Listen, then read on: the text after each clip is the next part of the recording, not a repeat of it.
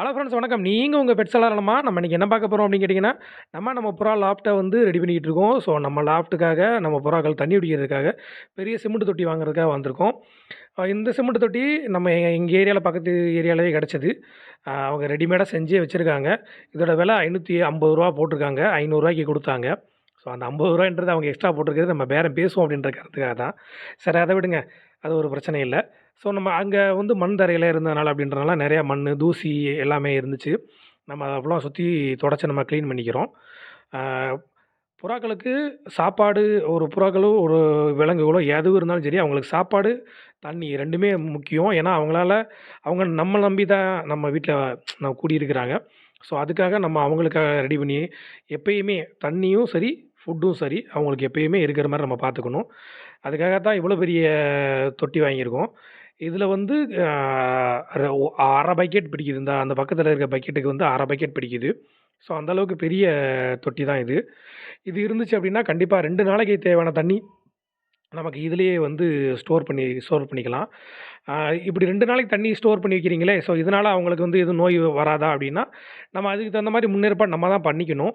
ஏன்னா, பறவைகள் கண்டிப்பா இதில இறங்கி குளிக்கும், எச்சம் போடும், ஏதோ ஒரு விஷயங்கள் பண்ணும்.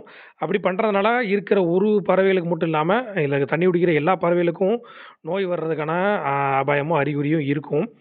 அத நம்ம தான் வந்து பார்த்து எப்படி சரி பண்ணணுமோ சரி பண்ணிக்கணும். ஸோ இதில தண்ணிய நிரப்பிட்டு நான் எப்படி இருக்குன்னு காமிக்கிறேன் பாருங்க. ஸோ தொட்டிய நல்லாவே கிளீன் பண்ணிட்டேன். கிளீன் பண்ணி பளபளன்னு ஆக்கியாச்சு. 3 கல்லு செங்கல் வச்சு, இந்த செங்கலுக்கு மேல இந்த தொட்டி இருக்கிற மாரி நம்ம ஏற்பாடு பண்ண போறோம். ஸோ இதனால இந்த தொட்டி ஒரு வேள ஓட்டையாகி ஏதோ ஒழுகுது, விக்கிது அப்படின்னாலும் நமக்கு எங்க எங்க லீக்கேஜ் இருக்கு என்னன்னு தெரிஞ்சுக்கலாம்.